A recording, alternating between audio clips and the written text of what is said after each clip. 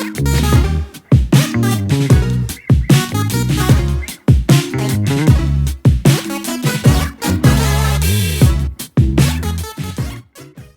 wanted to thank everyone for joining us. My name is Dr. Khadijah Ali-Coleman. I'm the Executive Director of the Hurston Wright Foundation. The Hurston Wright Foundation's mission is to provide services, supports, and opportunities that mentor, recognize, and provide community for professional and aspiring Black writers. Workshops and classes are taught by award-winning authors and serve emerging and mid-career adult writers. More than 1,000 Black writers have taken our classes since the first one in 1996. Even though we were founded in 1990, we began creating programs and classes and really engaging in 1996 and increasing the diversity in the cultural community. And these writers who have come through our doors have gone on to create books and careers as professors, local cultural workers, and national thought leaders. Currently, we are in the midst of our Writers Week workshop retreat at Rutgers University, Newark, led by our inaugural writer in residence, Destiny O. Birdsong. We recently completed retreats at Virginia Tech this past Friday and a virtual Writers Weekend the weekend before last. So I would love it right now, if you're one of our fellows on the call, we would love to see that you're here by just giving yourself a shout out in the chat. And as I talk a little bit about today's program. So today's program is called Life of a Book, and it's presented by Hurston Wright in partnership with Hachette Book Group. And this will be a panel discussion featuring Hachette Book Group team members who are integral to the process of turning a manuscript into a published book, from contract to distribution. So we're gonna first begin and get this party started by asking each of our guests today, and you see all of those who are spotlit, or if you're looking in gallery view and you see all of us that are on the screen, we're gonna ask each guest to introduce themselves, telling us in 3 sentences or less who they are and what their role is at Hachette. And then we're going to begin our discussion that I will moderate before we open up to a Q&A from the audience. So let's first start with Amina. Hi, everybody. Well, thank you for having all of us. It's really great to be here chatting with everyone today. My name is Amina Iro, and I'm assistant editor here at Legacy Lit, an imprint of Hachette Book Group. I started my career over at HarperCollins, working at Amistad, working with Black publishing. I'm sure the folks at Hurston Wright are super familiar there. My role at Legacy Lit, I do acquisitions and I edit books as well. So on the editorial side for sure. And then I also do all the administration, like the administrative work for the imprint. So everything from signing up contracts to sometimes mailing books when needed, and answering all of those funky one-off questions that kind of come up during the process. I work really closely with authors and our publisher. Awesome, thank you, Amina. Next, Shauni. Hi, everybody. My name is Shauni Weisser. I work in contracts. My pronouns are she, her.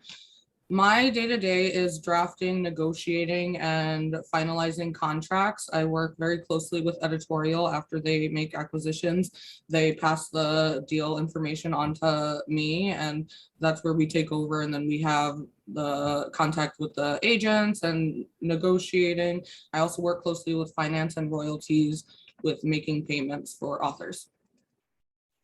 Awesome, thank you, Shauni. Next, let's learn about Rayna. Hi, everyone. My name is Rayna Kornblue. I'm Vice President and Executive Managing Editor at Hachette Book Group.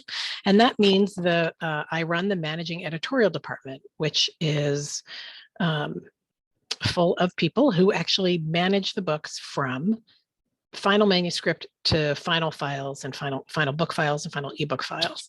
We work with publishers and art departments and production departments. I'll talk a little bit more about that later, but we basically take a book that that editor works on. We take it from final files to from final manuscript to final files. And there's about 55 of us here at Hachette Book Group because we publish a lot. Awesome. Next, let's learn about Jen. Hi, I'm Jen Renty. My pronouns are she, her, and I work in the Boulder office at Hachette Book Group. And I take my group takes the files from Rayna's team and sends them to the printer to be printed, bound, and then shipped to our warehouse. So I'm also working with art departments on jackets and covers. And I take files from them and give those to a component printer and marry that all up into a book and send it to the warehouse. That's my story. And you're sticking to it, right? Thank you, Jen. Next, Ivan. Hi, everyone. I'm Ivan Lett. I'm a senior publicist at Basic Books and Seal Press, both imprints at Hachette Book Group. And basically my job, in addition to working with authors and their agents, editors, marketers, and our publisher on a day-to-day basis, publicists work most closely with journalists. So I work to secure reviews and media coverage of books around their release. I also assist in setting up author tours, which in today's day and age looks a lot more like, or the events look a lot more like this. So that's what the groundwork looks like, at least for publicity. A lot of it is putting books in envelopes and sending them out, another thing which has been complicated during the pandemic, but that is still the baseline of the job. Awesome. Okay, thank you, Ivan. Next, Lena, and then Zoe is going to close us out with the introductions. Hi, I'm Lena Little, pronouns she, her, and I'm also in publicity. I'm the director of publicity at Little Brown. So I will just say thank you to Ivan for introducing that really well and hand it off to the last person. Hi, I'm Zoe. I'm the subsidiary rights coordinator for Little Brown and Orbit. So basically in subsidiary rights, we handle licensing the rights to make a book into anything else other than your standard paper book in English here in the States. So that can be anything from translation to movie rights, audio, large print. And then we also, help those publishers facilitate those books all the way through the end of their editions, whether that's supplying files or organizing international author events. My pronouns are she, her, and thanks so much for having me. Really excited to speak with you. Yay, we're so glad that you and all of your colleagues are here today. Thank you, everybody, for letting us know who you are and what you do at Hachette, because what today is about is really demystifying this process. And I would bet, if I had to guess what the majority of folks on the call are here to learn about, is what my first question is. And I think, Amina, you will probably be the person to kick it off, and others can jump in. But the very beginning, when we talk about this life of a book, we are talking about the very baby steps. So what is it? What is it about that process with manuscript submission? What is it that you all are looking for or expect from an author to submit, to even be considered for a publishing deal? Can you talk us through that and what that looks like typically, Amina? Yeah, absolutely. My pronouns are she and her, by the way. So we get most of our submissions from agents. So for a lot of writers looking to, become authors, we suggest that you take a look, at your bookstore, at books on your shelf that you really love, and take a look at the acknowledgement section to kind of see who someone's agent is, and then you can get a feel for what that agent's interests are. So that's kind of like right before it gets to us. When an agent sends us a proposal, we really look first and foremost for some really beautiful writing.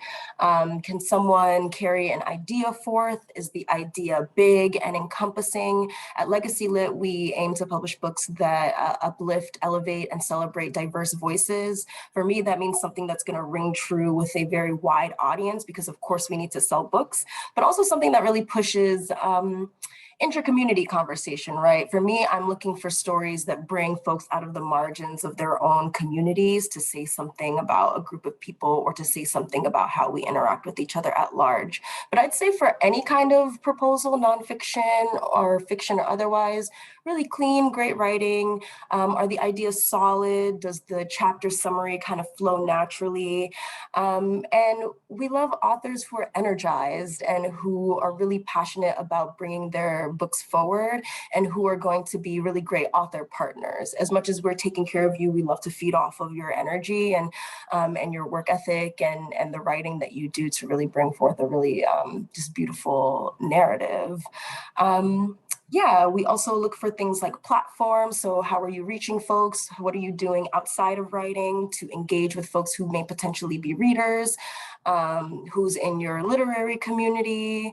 What kind of publicity prospects are there? And those are all things that an agent can really help you hone in on. But at this stage, if you're a really early writer, it's good to think about now and kind of get that on paper, because it is more than just the actual narrative of the story or the book. You know, there are all these folks here on this panel who work with us after editorials, so you can see that there's a lot that goes into it. Definitely. So this is great. So I'm a writer, and this is not make-believe. I'm a writer, right? But I want to give some context now as we move. You beautifully explained what you would be looking for, what you would expect from a manuscript. So let's say I have a character in one of my plays called Miss Trudy. She's 80. She's celebrating her 80th birthday. Let's say Miss Trudy she is submitting a manuscript to Hachette. Mm-hmm. So now, Amina, you have this manuscript and you like, okay, I like this. Mm-hmm. So now this is a manuscript. Miss Trudy's manuscript has been accepted, and now we're in negotiation phase. Okay. What does that look like, negotiating this contract? Yeah, so editors negotiate directly with, well, it's a bit of a process, right? So we work with contracts to put forth a deal memo and, you know, decide the different parameters of the book. When are we going to publish? How much are we going to buy the book for? What kind of rights? You know, do we have world rights, North American, just English, world English? It's a process where we work with contracts really closely because they have all the knowledge and the jargon and everything like that to carry us through the process. But I'd say if we're thinking about a frame, it's all about advocacy, I think. You know, the agent wants to advocate for the author to have the best setup possible. And we want to advocate for the author as well, but also something that works for the company. So it's a lot of compromise, a lot of back and forth, a lot of, you know, hey, Shauni and other folks on the Shauni and other folks in the contracts team, you know, what does this mean and how can we kind of set this up? Is this something that we do? A lot of it happens in-house, but we communicate directly with agents to get the contracts negotiated and to get the author set up well. And that's great that you mentioned Shauni, because I was going to ask Shauni to jump in and talk about. So when Shauni comes into that conversation, what does that then begin to look like regarding what is something that you would like the authors on this call to know? You know, because I can imagine that this then becomes the waiting game, right? Mm-hmm. And they're having to gather their team. But what are some other things that you would recommend to authors during this period of time to really anticipate or be prepared for, Shauni? One thing that I would say that I know Amina stressed that a lot of who we work with are agented authors, but we do also sign with authors who aren't agented. And I think the important thing for you all to remember is if you're not working with an agent, just because you're getting a contract and it's not something that you're necessarily comfortable with, like experiencing, like reading the different language in the contract, you never have to sign anything.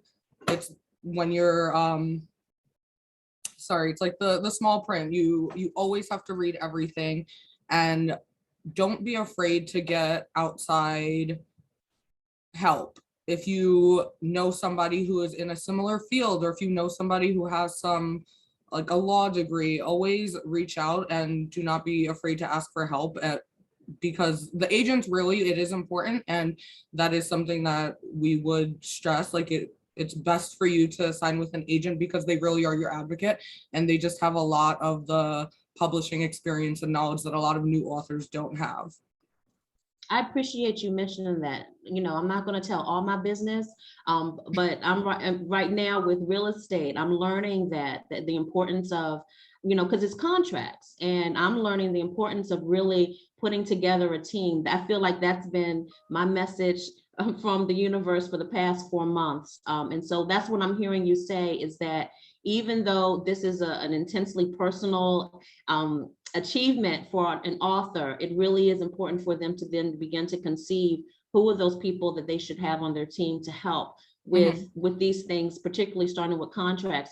Zoe, I know when you introduced yourself that you talked about how you kind of, you seem like you're the person, the interdisciplinary person that's in every box, right? Is there anything that you would want to add that you think folks should, you know, piggybacking off of some of the things that Shauni said, anything that you want to reiterate or add to what Shaunie's already said? Sure. I mean, I think Shauni definitely hit most all of it, everything I would say. I would just add that, you know, everyone in publishing, we're book people, we have the utmost respect for authors. You know, I think assuming, you know, we are a business and all of that, but assuming best intentions, you know, we're excited to work with you, and we want to make things work out the best way for everybody. Awesome. I'd add to that yes, the contract it's something that's legally binding, but it's really us signing into a partnership.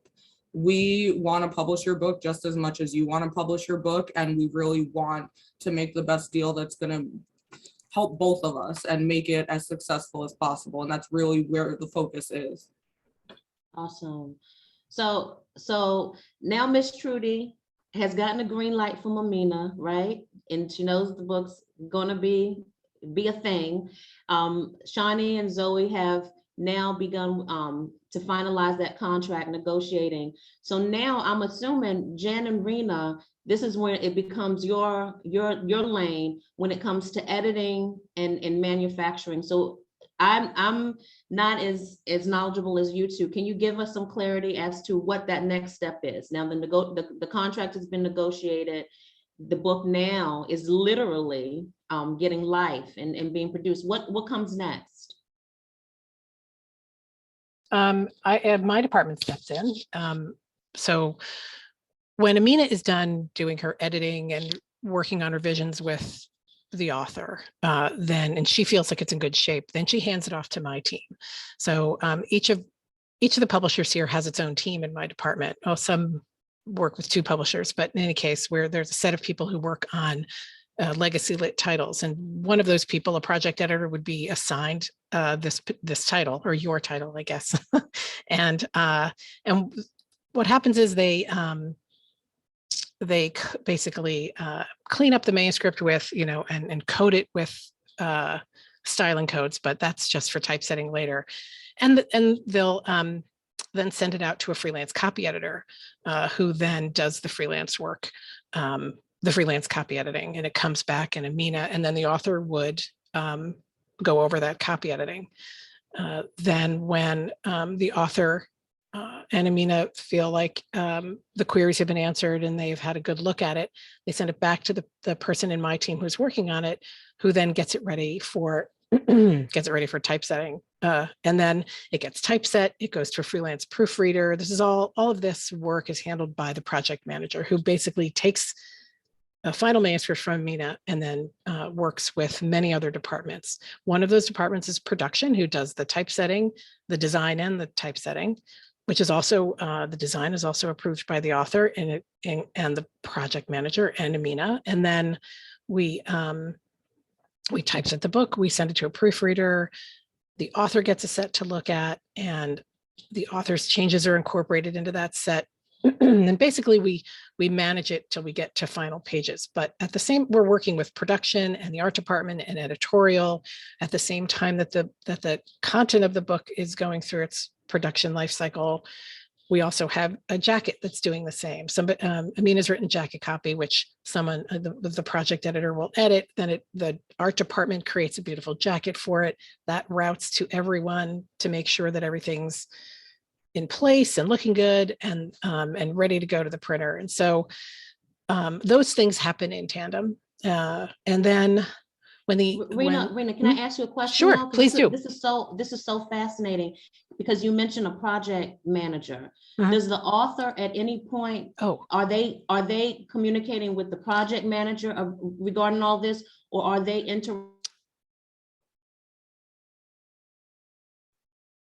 I think you froze there.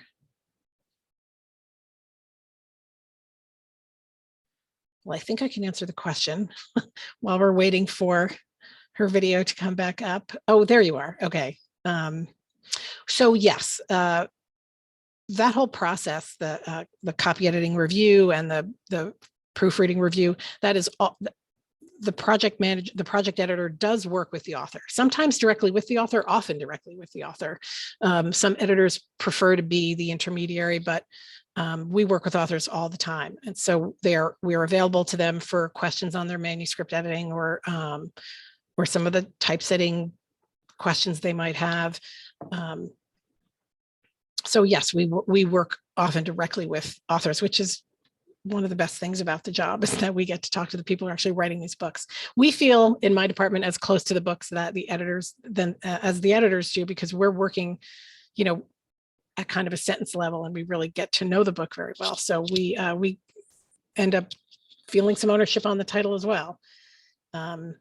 So that's a kind of a lot of detail. There's a basic process to making books. But there are a lot of steps, and there are, a dozen decisions to make at every step. If if a title is late for some reason, or if the author decides they want to do something different, there's any number of things that can potentially knock a book off its schedule. But we work with production and art departments and the author and editor to make sure that the book stays on schedule to get out to the printer on time. And that's where Jen takes over. Her team takes over. I'm happy to answer any questions. It's a lot of information. I'm happy to answer any questions later about that. Awesome. Well, Jen, now Miss Trudy's book comes to you. So what Yeah. So while I do take the files and send them to the printer, but I think, while Rayna's doing her part to get the manuscript in good shape and working with the digital production to get the book kind of flowed into a design, I'm scheduling it at the printer. So getting the due dates from Rayna's team, plugging those in at the printer, getting an associated ship date to meet our release. So I'm doing kind of a lot of that scheduling as well. I'm also estimating the book. So, and I'm talking to the managing editors and the editors about, any sort of special treatment, either on the jacket or on the interior text. So I'm kind of gathering all that information, figuring out if there's any inserts, those sorts of spicy excitements, and kind of putting that all together into a picture kind of financially of what the book is going to cost and how that compares to our list price. I'm checking in with Rayna on the page count at several different points to make sure that we're on track in terms of costs, but also in terms of making sure that the jackets will fit around the books. So I'm communicating with the art department what those spine sizes are, and estimating the job, working with our inventory department, which you haven't talked about a lot. The inventory department is kind of gathering the quantities that people are interested in buying. So I'm working with the inventory department to come up with a final print quantity. And we all sit down and have a big meeting about the final print quantity with salespeople, finance people, inventory. This is so fascinating. And I'm sorry to interrupt because I wanted to clarify something. I interviewed an author earlier this year. Her name is Damaris Hill. She has this beautiful book called Breath Better Spent. And we laughed because I picked up on the cover of her book. She has this type of paper where it looks kind of reflective. And she spoke about how she literally wanted to have paper on the book that kind of looked like a mirror so that when people opened it, they could see themselves. but there was an issue with that type of paper in terms of it being used. Are you the person that determines stuff like that? So yeah, I mean, that's something I think the author would talk to their editor about, and that would kind of filter through. Eventually, yes, ending with me and working with printers. I work a lot with component printers, so they print the covers and jackets. So that's who I would work with on that to see. I'm getting a lot of samples of what other publishers are doing. That's, we get in-person visits with our sales reps from the component printers. So I'll either know that I've seen something like that and maybe, paw through some samples to see, what exactly the substrate, what exactly the paper was. But if they have a whole new, idea like that, I'll talk directly with the printer to see if they've done something like that, if they can provide a sample for me. That's really dope. I don't even think a lot of authors even have the thought of like the paper and those specialty things. And I didn't even think of that until when I was talking to her and I commented on the cover and she gave me that insight. So I appreciate that, because that speaks to how multi-layered this entire process is. And I think that your part is the part that I don't even think is taken for granted, but you just don't really think about. Just like how when we drive on the streets, we really don't think about the people who even designed the street, and you're the street maker, right? Yeah. So at what point does it then move from you to Ivan and Lena and start to? Okay. Sure. Sorry, can I jump in and just add one thing? I'm sorry, I didn't mean to interrupt, but I think not a problem. I feel like, to demystify book publishing, I think there's one thing that's really special about this point of Rayna and Jennifer's work. As someone on the editorial end who works directly with the authors, this is a really sweet spot, I feel like, for a lot of authors. When we sign up the book, we spend about a year writing the book. And I mean, if you've written a book before, it's not easy work. And then you hand the manuscript off to production and they do all this wonderful work that Rayna and Jennifer just described. And so you're seeing your cover and you're seeing your pages designed and you're seeing kind of what's going to go inside of the book. This is when I get a lot of emails that are like, oh my gosh, it's happening. It's real. Yeah, which is, I mean, I personally really, really enjoy working with managing editorial and production. Yeah, because that's when the authors really come alive. And I bet you once we start doing the Q&A, that's where the questions are going to come, because I think that you are mentioning things that people don't even realize that they have some ability to put their hands on and to have some type of say or just even discussion about. So I love hearing about this piece, Rayna and Jennifer.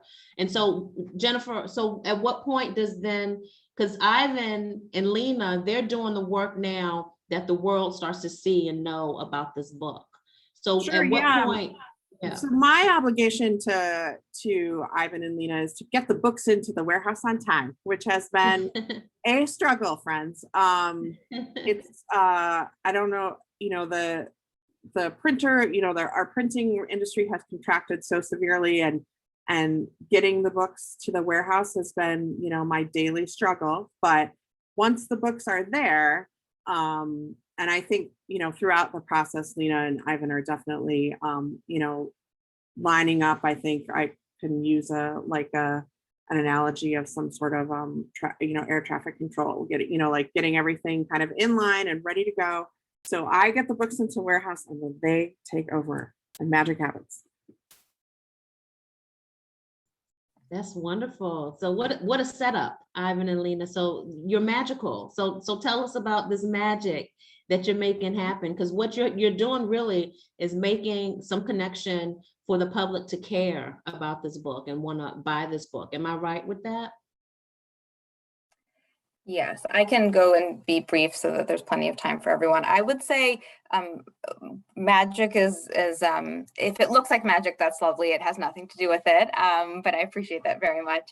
I would say the first thing I would say is we would sort of step slightly back in the timeline, and that absolutely when the public starts to see it is when the books are in the warehouse and heading into the stores. But when publicity and marketing kind of enter the equation is anywhere from 6 to 12, months before the book comes out, depending on how soon we have a manuscript that we're able to share, whether that's in physical form as a galley or more and more these days as a digital galley, as everyone is sort of still not quite back to offices or having the same physical space as they used to.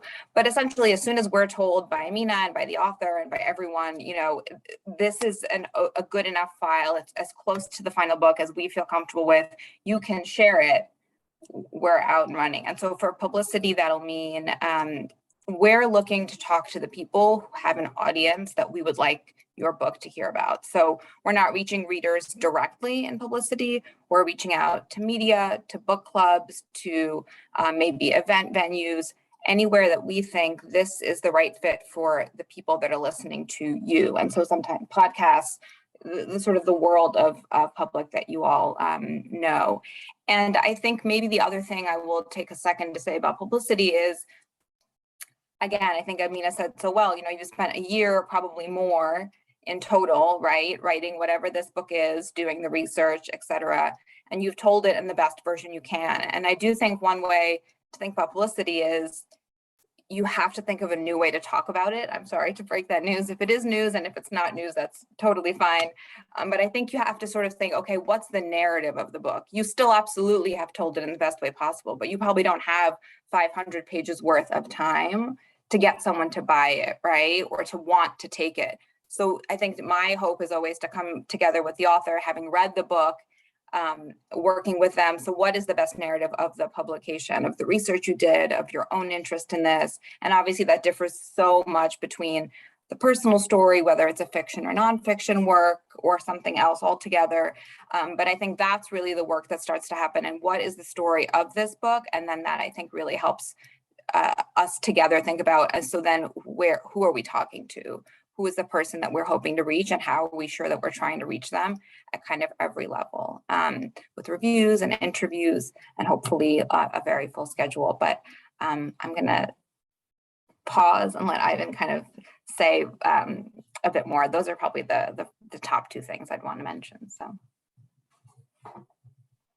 Yeah, so, like Lena was saying, we get involved usually, actually, in some cases, it can be as few as, it's few 6 months before publication of the book. And usually at that point is around the time that we have the first pass pages from Rayna, editorial, everybody who is weighed in, like Lena said, on what is good enough to go out at the time. So, our main currency really is, or form of currency really is, what we call a physical galley, now more digital, like Lena said. But really putting the book out there in a way so that people can get an early read on it, and also working closely with the author to craft the messaging so that it fits into what newspapers, magazines, podcasts, radio stations are covering. This is the nature of publicity. And then sort of Would you be the team or the individuals who would get the blurbs and the things that would go on the jacket for Jen when the manufacturing is happening, or is that separate? That usually happens back with the editorial team. And, blurbs may come from people or people who you and your editor who have identified to be really influential people within their audiences. We're putting the book out there to editors and producers across various kinds of media, and trying to convince them that this is a book that they need to cover in a world that is dwindling in terms of space for book coverage. If you look at your local paper, perhaps there are likely not as many book reviews or certainly book sections as there once were. And so really a lot of our job is trying to readapt ideas from the book into creative ways for journalists and publications to cover them. You know, it may not always be a book review. Sometimes it's an interview. Sometimes it's a profile feature of your work, etc. So, you know, the work that we basically just pester and try to convince them that your book is what we should be covering, and we make sure that they have all the materials that they need in order to do it, including, you know, the early copy of the book, your author photo, the jacket by this stage.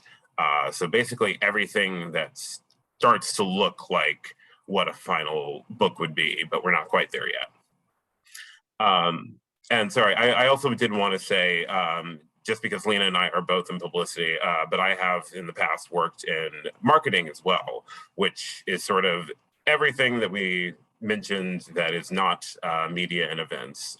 So it could be anything from social media promotion, certainly, organizational outreach, sometimes direct to consumer marketing in forms of email, social media platforms like Goodreads, certainly things like NetGalley, advertising. All of those usually go into separate marketing, promotion, and advertising channels, which are handled in a variety of different ways.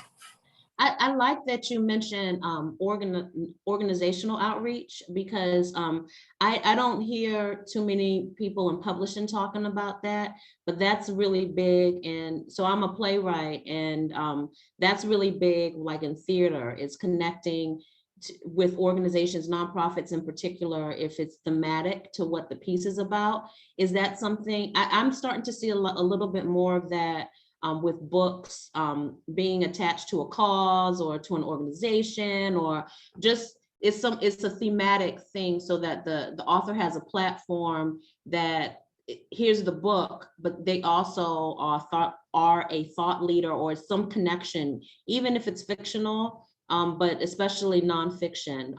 Is that something that you're seeing growing in today because of the very things that you spoke about, where it's not really space to get reviews? So you have to do more of connecting things in this really visual and audio information world that we live in now. Absolutely. You know, I would, again, I'm not working in a marketing capacity at Hachette, but I've done both commercial trade and university press, both publicity and marketing in the past. And you know, at least for the corner of the world that I deal with, which is almost exclusively nonfiction, it's definitely, the books that we publish, particularly at Basic and Seal, are leading scholarship, research, ideas for the public in terms of policy, legislation, and reform. And so, you know, I would say that those areas have always supported nonfiction. The avenues you mentioned have always supported nonfiction authors in that way. I would say that it sort of depends on what your book is, you know, as much as anything, its contents and the audience that you're seeking to reach.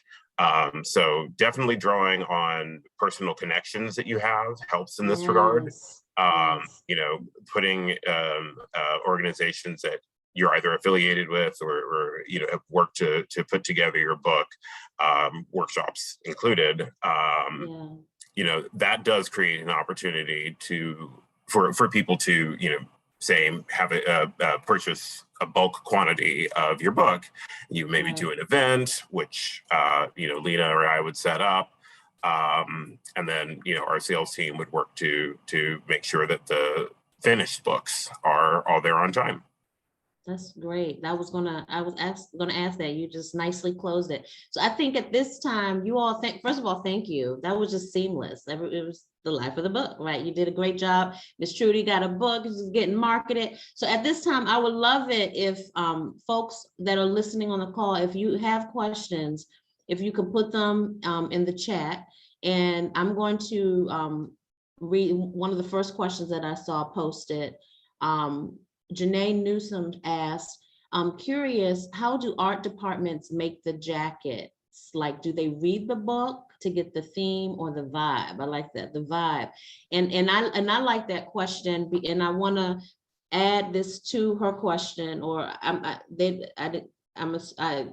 don't get me wrong if I misgendered you, I'm sorry. But Janae asked an excellent question, and it led me to think about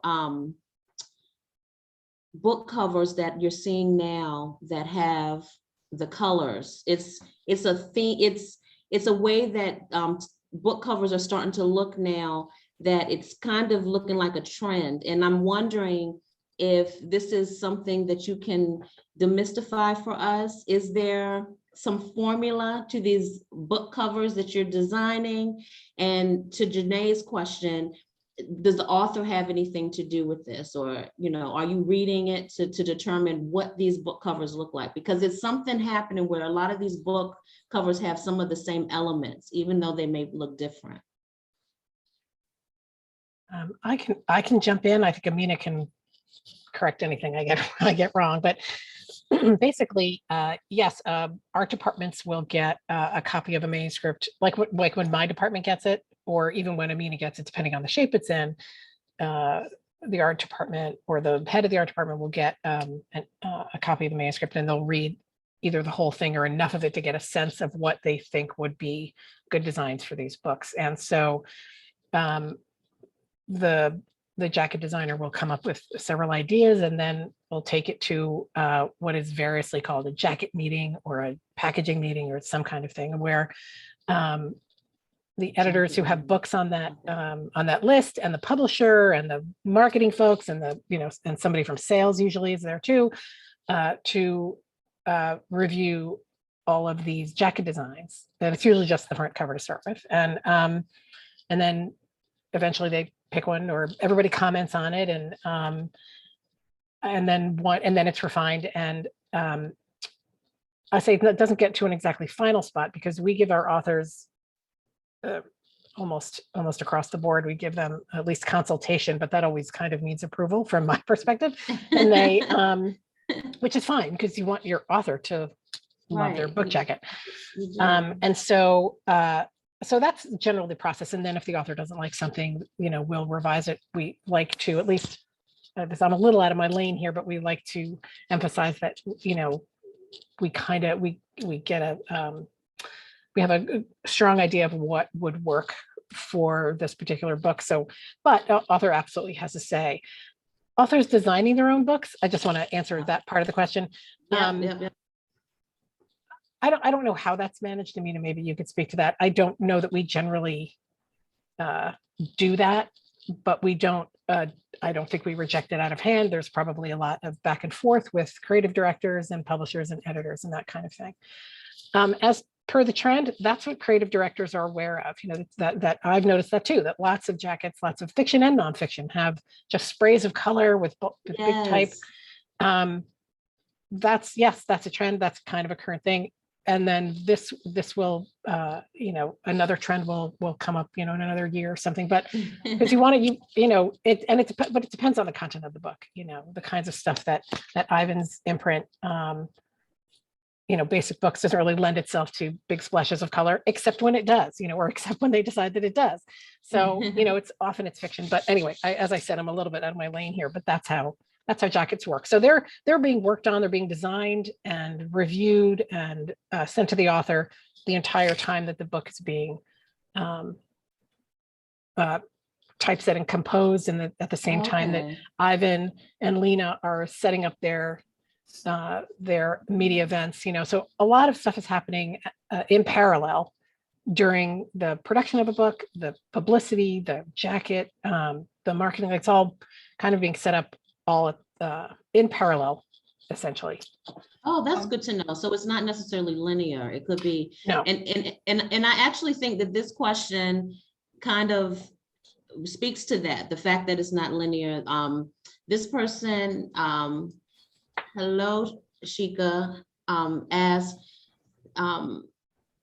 when the author sends you a manuscript, and so this is back to you, Amina, at the very beginning, When you get a manuscript, does it have to be complete before, and can an author send in a few chapters at first for it to be considered, before sent to Shauni for negotiation? Yeah, that's a good question with an easy answer, I feel like. I will also say that, Rayna, you're totally right in terms of the covers. At GCP, which is the division that Legacy Lit is at, we got started extremely early. Like, we're working right now on covers for summer 2023 books. So while the author is writing, we'll email you and be like, we need to sit down. Well, not like you're not in trouble, but like, let's sit down and talk about your book cover and what it's going to look like. So the author does have input. We prefer for authors to not show up with like a fully designed cover, because then we get into the weeds and details, and it, gets, I think it's great for authors to be open to their vision, because the book isn't going to end up exactly how you envision it when it's an idea in your head. So it's a collaborative process for sure. In terms of the manuscript, nonfiction is usually submitted on a proposal, so it'll have all those components I talked about earlier, plus a chapter summary of the whole book and a couple, maybe like 1 to 3 sample chapters. And then for nonfiction, those are usually submitted the whole book, the whole novel is usually, or did I say that right? Yeah, for fiction, it's usually the whole book, the whole. Okay, so fiction is the whole book, nonfiction is proposal. Right. Okay, all right, that was an excellent question then, because that's important to know. So Vicky asked a question, and I recall you, Shauni, speaking to, recommending having that team, right? But Vicky asked, does an author need an agent before getting to publishing, and what's the agent process? And I don't know if you can speak so much to the agent process. If you can, okay, but I also want to know if you have anything to offer about what that experience, how the compare and contrast with an agent versus without an agent, in terms of, is it more challenging for the author to navigate this without an agent? So I just made Vicky's question 3 more times, but was it clear, Shauni, what's being asked? Yeah, so I would definitely say it's more challenging, just because the benefit really of having an agent is that they know the business, they know what to fight for, what to ask for. And this maybe is something for Amina to answer. I also think like there are many agents that we work with very frequently. So especially like across imprints, like one imprint can have an agent that they're doing 4 contracts with at the same time. So it's all about like finding somebody who's established. And even if you don't, the agency, one of the points of the agent is to really aggressively put your book out there. And if you're submitting a manuscript on your own, it's pretty easy to just get a rejection letter, but the agent really knows how to get your manuscript into the right hands. I think that, thank you for that, Shauni. And I think I appreciate your honesty and your transparency in saying that, because I think a lot of folks don't really think about, building this team or what exactly it is that an agent does. But when Amina said to look in the acknowledgement section and see who people are thanking, and then the names of agents come up, that was very important, because I don't think that we realize that type of legwork is necessary, or when we think of research, that's a form of research. And it kind of goes hand in hand with what Shauni's saying, is that you have these agents that you're working with, and so they kind of know the ropes at this point. So if someone is interested in submitting to any of the Hachette imprints, they need to first start to see who are you all publishing and who are you working with, because if you don't have an agent, that's a good place to start, even before it gets to Amina with submitting it directly to Hachette. Would you agree? Am I paraphrasing that right? Yeah, and I'll say like something about this too is that like somebody hears that I work in publishing, and if they want to write a book, they're instantly like, oh, do you think you could help me out? Do you think you could get your book into my company? And that's something that a lot of people aren't aware of, how specific different imprints are. And a lot of people, if they're self-public, like if they're trying to publish on their own, they just go and submit their manuscript to every publisher they can find. And it really is about the content and what each imprint specifically looks for. Okay. Well, someone's asking a question. They're a poet, and they said, what are your thoughts about presses that have specific windows for receiving submissions versus presses that read year round? And you all aren't considered to be a press, but do you have anything to respond to that question in particular, and maybe to compare it to what the difference between how presses go about with their submission process and how that differs for how that process begins, starting with Amina? Yeah, I can definitely speak to this. Hey, poet. I'm also in the poetry world, so I do see a lot of excuse me, I don't mean to say small presses, but like, presses that are not big corporate trade presses, doing first book competitions, like publishing prizes and all of that kind of stuff. We at Hachette accept submissions year round. Like, we always want submissions all the time. At Legacy Lit, we publish 12 to 15 books a year, which is considered a small list for a major publisher. So agents are always sending us submissions. I mean, of course, we can expect more, in January when folks are fresh in the year, in September when folks are, in that back to school sort of mode. But we usually have, busy and light seasons. It's never closed though, because once we find a book that we want to publish, usually it's a lot of different publishers, sort of competing for the book. Like, we're all bidding on the book and offering a certain amount of money, and that number climbs, which is definitely in your favor. And we don't get every book that we want. So, the goal here is always the best fit. So, looking in those books that are on your shelf that you want to see yours next to, and making sure that you're choosing wisely and that you're pursuing kind of, what did they say? Go where you're wanted and go where you're loved. Like, that's kind of the same deal when you're looking for a publisher. Awesome. I'm seeing some of the questions asking folks where you all are from, and I would like one of you all to explain, because I think that we assume, I think sometimes when you're in the publishing industry or you're a seasoned published author, you kind of understand this concept of a company like Hachette Book Group and understanding what imprints mean.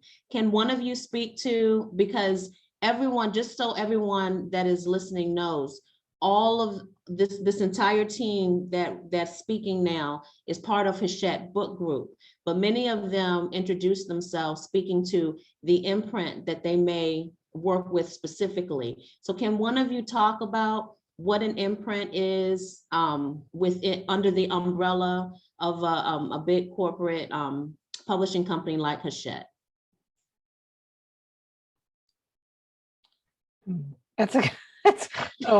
I can give it a shot, and my colleagues here can tell me what's wrong here. Hachette Book Group is the corporation, and within the Hachette as a company, we have publishing divisions like Grand Central, Little Brown, Orbit, Perseus. Although Perseus is a little bit different, so because Perseus has publishers within it, it's kind of confusing. But generally, a company like ours has divisions like Grand Central, Little Brown, and then within those divisions, there are imprints. So Legacy Lit is an imprint within the publishing division of Grand Central. Grand Central is also an imprint within the division of Grand Central. Forever, which is our romance line, is an imprint within the Grand Central division, which is part of Hachette Book Group. So that's how we generally break it down. I maybe, and I will say that people use imprint and division sort of interchangeably, not terribly precise, but I think if you work at the company, you know what you're talking about. But for folks who aren't here,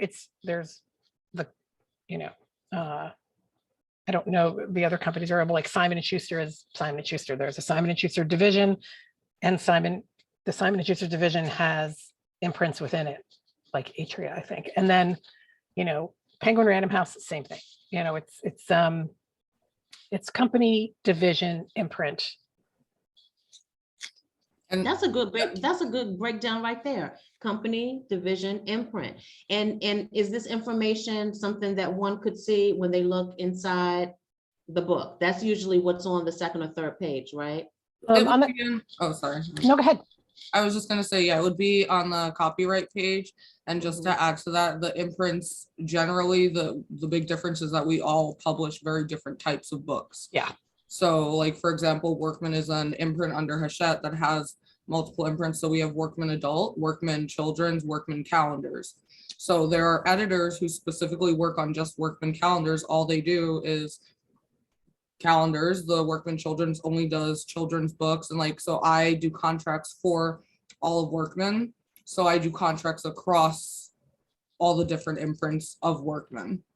Wonderful. I think that clears it up. And Akeisha question really asked it while you were explaining, and I think you answered it. Said so the imprints are content specific, and that's what you were explaining. That's excellent. Yeah.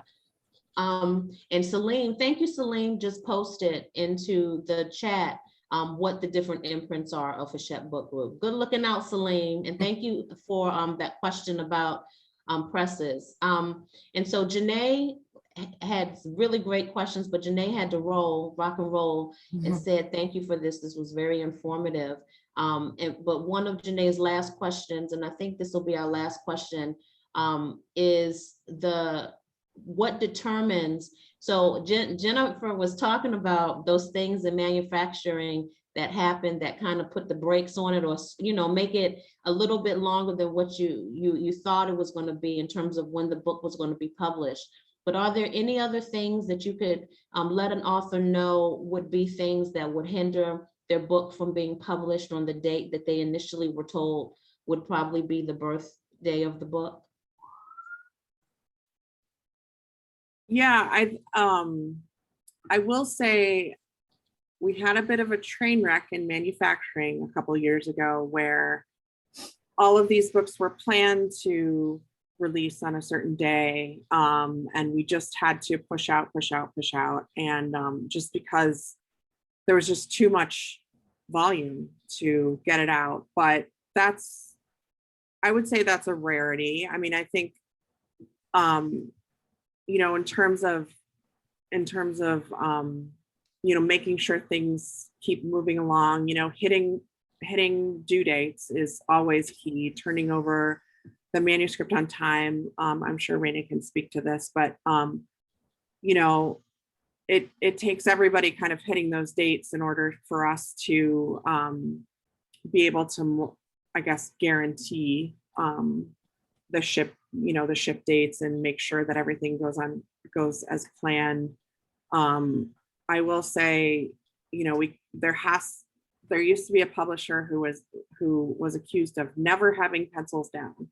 So I think it's important, if it's my turn to speak to a bunch of writers, it's important to listen to your editor and listen to your project editor. And when they say, this is it, there's very good reason for that.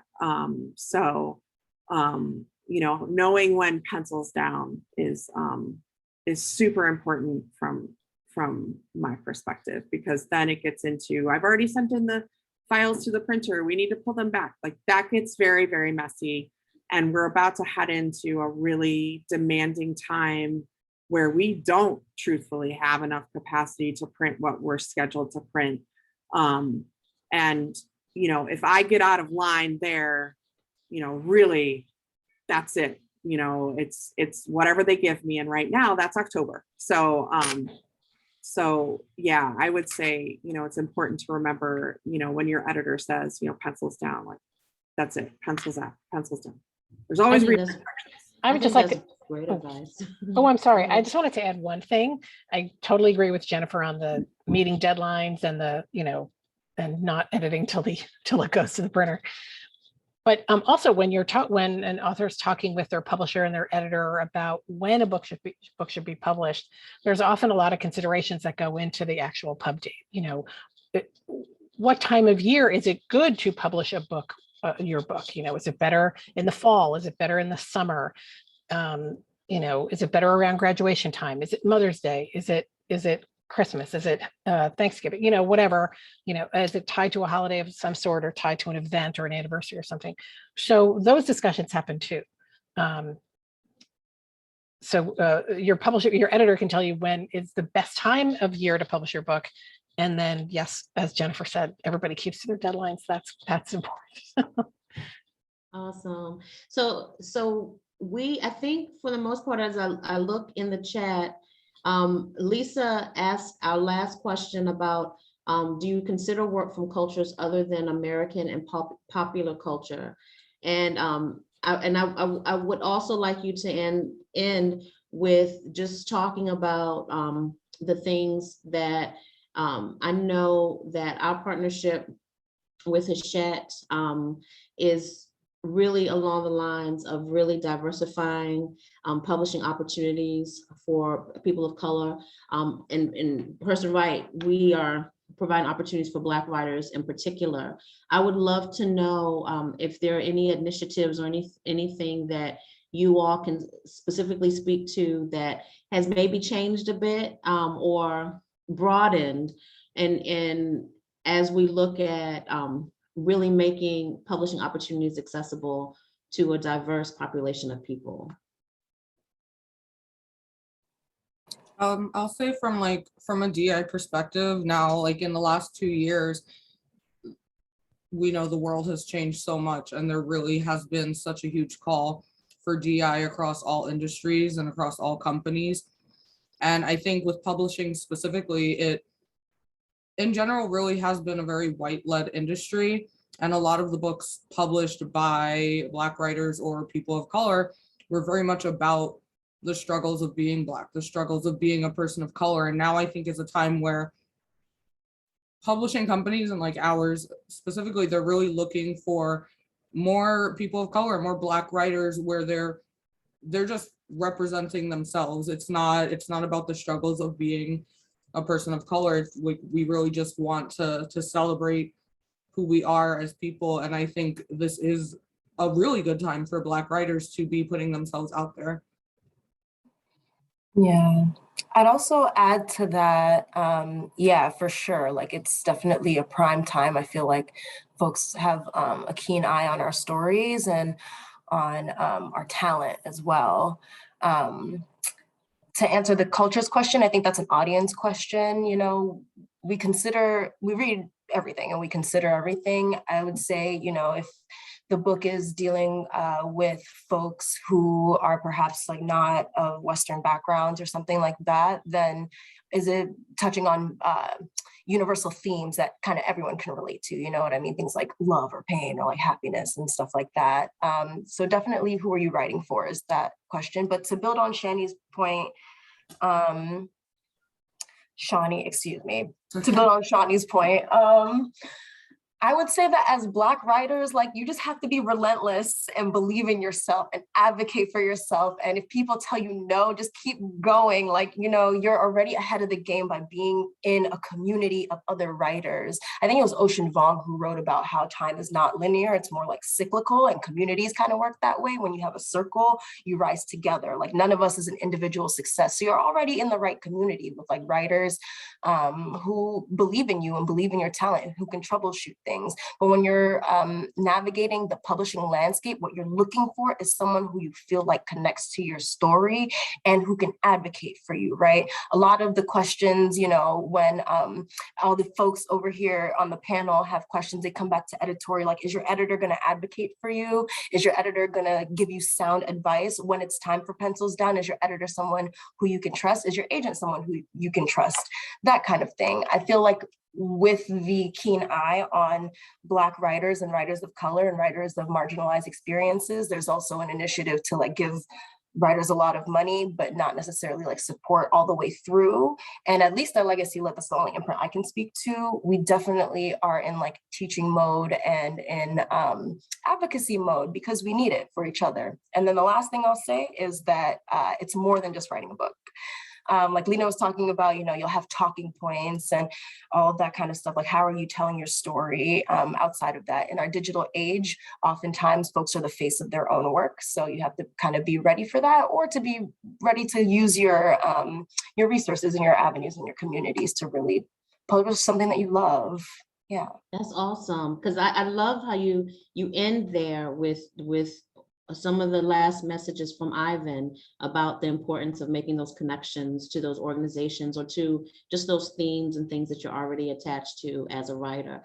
So I would like to thank each and every one of you, Lena, Mina, Rena, Zoe, Ivan, Shauni, and Jen. Thank you so much for being here today, representing Hachette Book Group and just giving us some insight on what the life of a book looks like. Thank you for piercing the veil, right? And letting us see behind the scenes. I really appreciate it. Folks are saying this was wonderful and they're commenting and thanking you for this wonderful intel that you've given us. I'd like to also say and thank everybody who tuned in today to participate in this event. Thank you for your wonderful questions. This event is a partnership between Hurston Wright Foundation and Hachette Book Group. Hachette Book Group is one of our partners and sponsors of our novel writer in residence program that we launched this summer. We have 2 writer in residences, Destiny O. Birdsong, who is our writer in residence at Rutgers University Newark, and Shayla Laws, who is our writer in residence at Virginia Tech.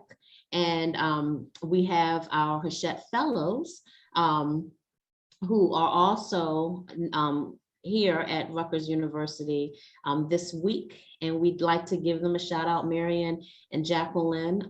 This is an inaugural program thanks to the support of Hachette Book Group. Everybody, if you want to learn more about Hurston Wright, please visit us online at hurstonwright.org. Thank you so much, everybody, and enjoy the rest of your night. Thanks, everyone.